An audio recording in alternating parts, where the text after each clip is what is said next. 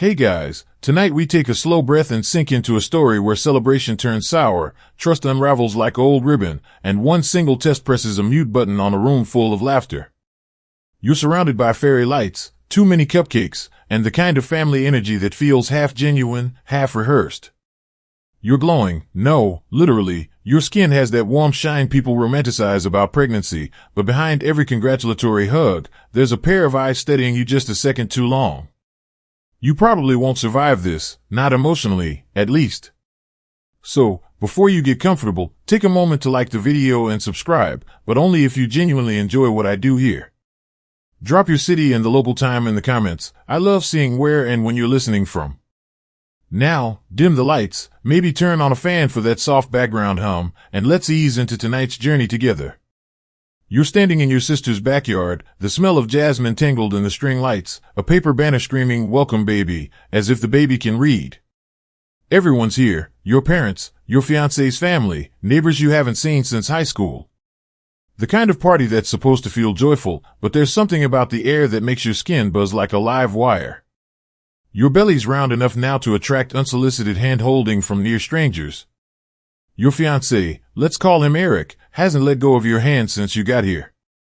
He keeps whispering that you're stunning, radiant, goddess-like, which should feel sweet, but it's the fifth time and you start wondering if he's trying to convince himself. Your dad keeps making quiet toasts.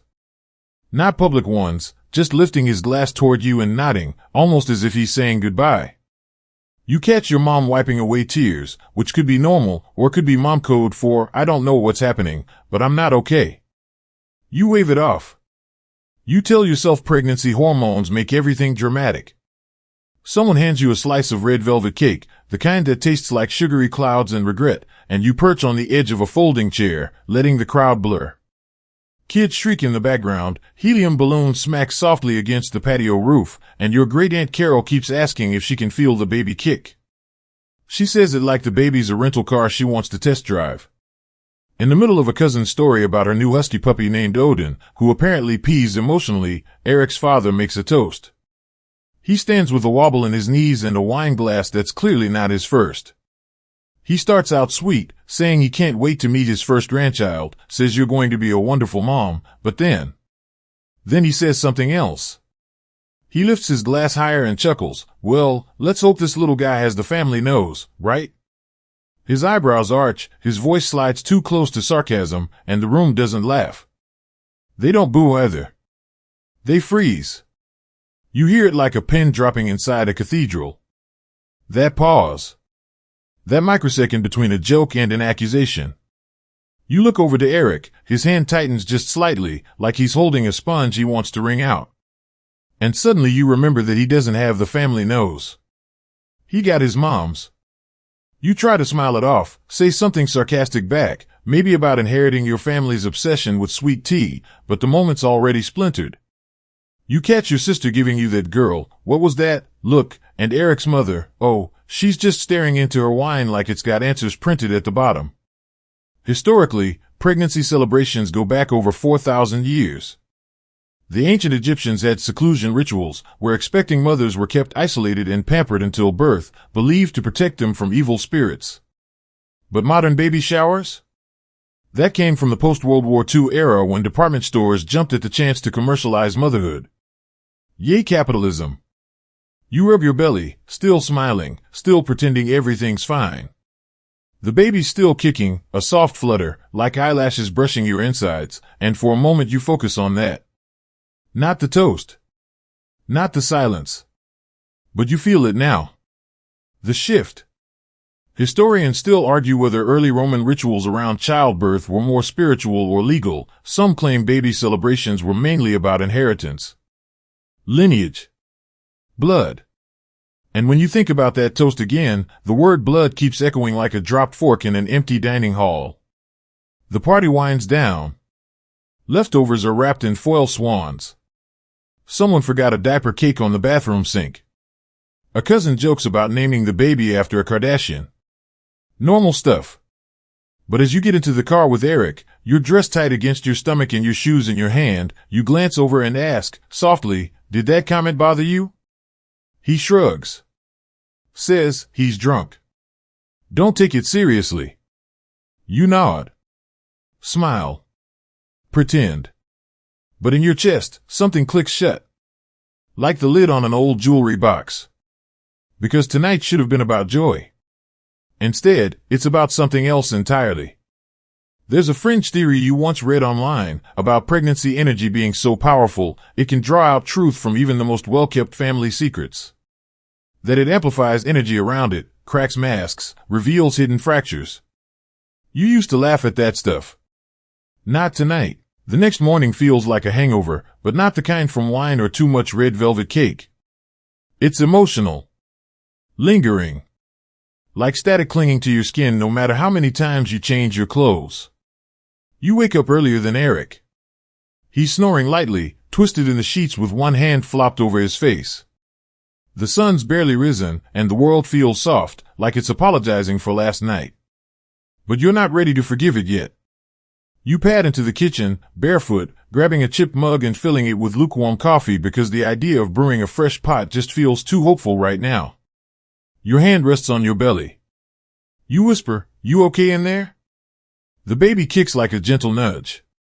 Almost a reply. There's a moment, long and quiet, where you try to convince yourself it's all fine. That you're overthinking. That Eric's dad is just an old man with too much wine and bad timing. But the silence between you and Eric last night on the drive home still sits heavy in your chest. He didn't want to talk. Said he was tired. But tired doesn't usually look like avoiding eye contact and white-knuckling the steering wheel. You text your sister. Just a casual, weird night, huh, with a laugh emoji. She replies with a single line. Girl. You need to talk to Eric. Something's off. That does it. You wait until Eric stumbles into the kitchen, shirtless, blinking like a newborn mole. He grabs his own mug, takes the last of the coffee without asking, and leans against the counter like nothing's happened. So, you start, voice light but firm, about your dad's toast. He winces, just slightly. Yeah, he was being a jerk. I'll talk to him. But why say that? About the nose? Eric shrugs. I dunno. He's always been weird about genetics. You raise an eyebrow. That's not comforting. There's a pause. He swirls the coffee around like he's waiting for a genie to emerge and handle this for him. Then, as casually as someone commenting on the weather. He did the same thing when my cousin had her kid. Said it didn't look like her husband. Caused a huge mess. They actually did a DNA test to shut him up. You blink. Wait, seriously? He nods. Yeah, turned out fine. But he's just that way.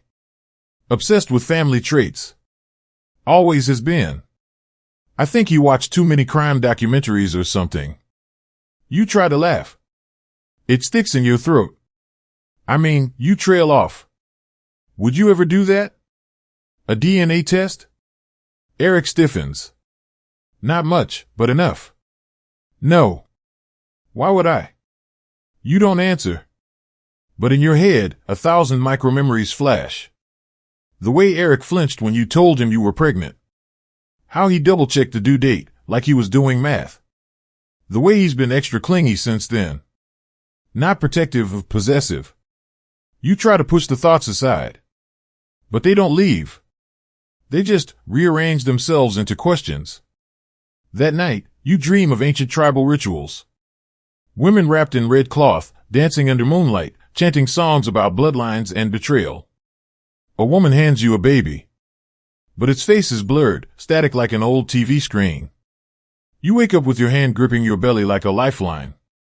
Historians still argue whether the Spartans conducted inspections on newborns to weed out weak bloodlines, or whether that was just propaganda to paint them as cold and ruthless. Either way, the obsession with lineage has been baked into human culture like salt into bread. You tell yourself that's not what's happening here. This is just a misunderstanding. A misfire. A wine-soaked comment from an overly proud grandfather-to-be. But then your sister texts again. Talk to Mom. She said Eric's mom asked her last week if you'd ever been unfaithful. WTF. Your stomach knots. Not from the baby, this is something else. A different kick. One made of fear. You walk into the living room, clutching your phone like it might explode.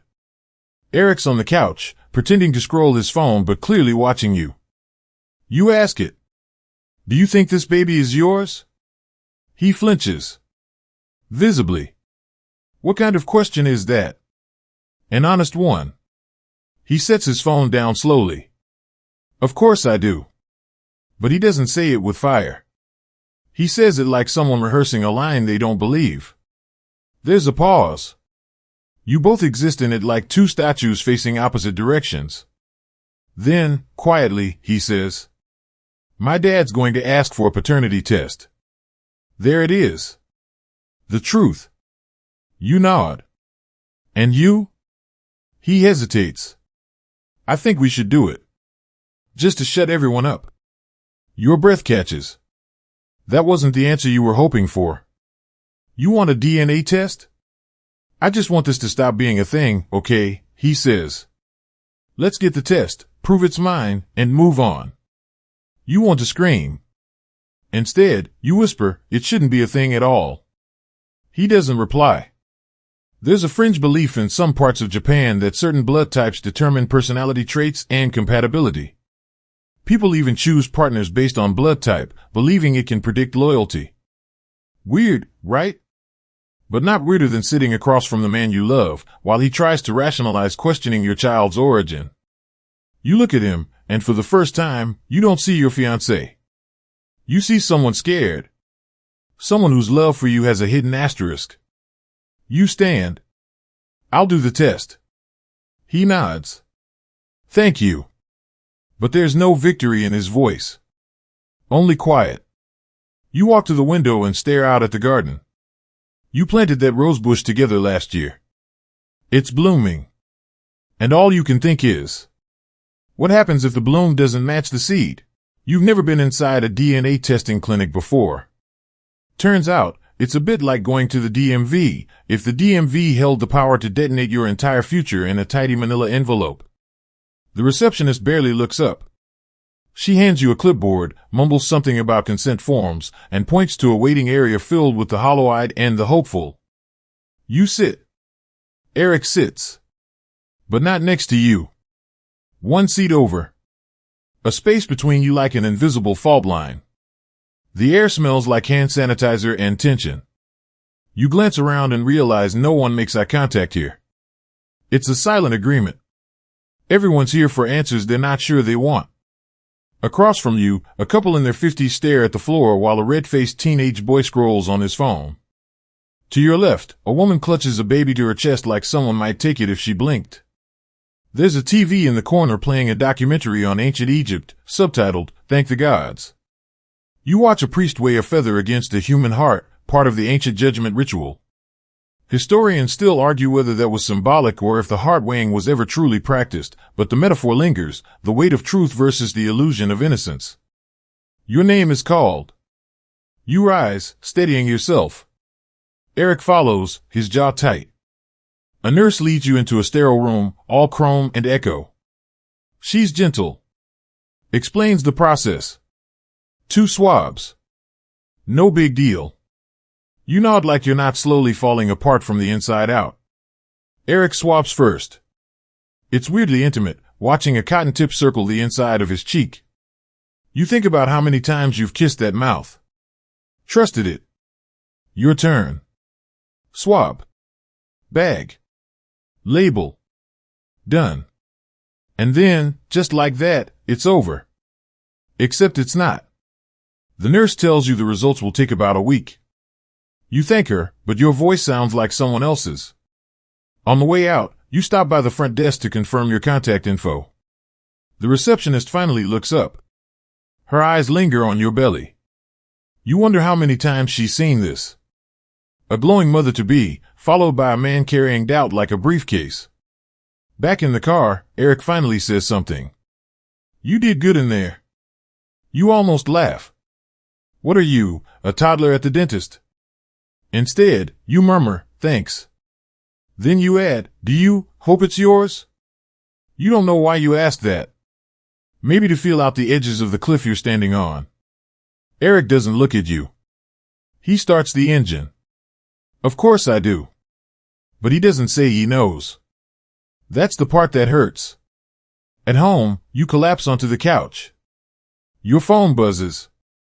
Your sister again. Are you okay? Mom told me about the test. I swear to God, if Eric doesn't apologize when this comes back clean. You type a reply. Then delete it. Then type again. I don't think he trusts me. She responds with a gif of someone flipping a table. You stare at the TV, which now features a documentary on medieval justice systems. Apparently, in 9th century Europe, accused criminals sometimes had to carry hot iron bars to prove their innocence. The idea was that if their wounds healed cleanly, God had judged them innocent. If they festered, well, you were guilty and possibly about to lose a hand. Quirky, right? But in a way, you're doing your own modern version of trial by fire. Swab by swab. Faith by flame. Later that night, Eric's asleep. You lie awake. The ceiling fan spins above you, humming like a lullaby written in Morse code. You whisper to the darkness, "Why do I feel like I've already lost?" There's no answer. Just the soft tick of the clock. The next few days pass like you're living inside molasses. Everything's sticky and slow. Eric tries to act normal. He makes dinner. He talks about baby names again. But there's a performative air to it, like he's auditioning for a role he's not sure he wants. One afternoon, you find him staring at the ultrasound photo on the fridge. He turns when he hears you. You think she'll look like you? He asks. You smile softly. She already does. He nods. Then says something that nearly knocks the air from your lungs. You sure she didn't get it from someone else? You stare at him. He doesn't flinch. That night, you dream of wolves. Not scary ones, just silent, watchful. One of them has your eyes. Another has Eric's jawline. But they stay apart, pacing in circles. Never touching. You wake up missing a child who hasn't even arrived yet. You try journaling. Something your therapist once suggested, years ago. But the only word you manage to write is trust. You underline it 3 times. Then rip the page out. On day 6, the clinic calls. Eric answers. You hear him in the other room. 1 minute of silence. Then a flat okay, thanks. He enters the room slowly. You can read the answer on his face before he even speaks. It's mine, he says. She's mine. You want to feel relief. Celebration. Maybe even smug triumph. Instead, you feel tired. Like you just finished a marathon you never wanted to run. I told you, you whisper. He nods. I know. But that's it. No apology. No tears. No falling to his knees in shame and begging your forgiveness like some 90s rom-com climax. Just, I know. You nod. Then say something you've never said out loud. But you doubted me. He doesn't deny it. Just says, I didn't want to. You finish it for him. You did anyway. There's a long silence. The kind that reshapes a room. Somewhere in ancient Rome, emperors kept food tasters to ensure no one poisoned their meals. But historians still argue whether that actually protected them, or if it was just a placebo to help them sleep at night. In this moment, you understand that need. That hunger for reassurance. But you also understand how that kind of mistrust poisons slowly, without the drama. A drip, not a dagger. Eric finally speaks. I love you. I just didn't know how to deal with all the voices. My dad. My mom. They got in my head. You want to say you should have fought for me. But you're too tired. Instead, you nod. You both sit there, on opposite ends of the couch, listening to a silence so thick, it might as well be smoke.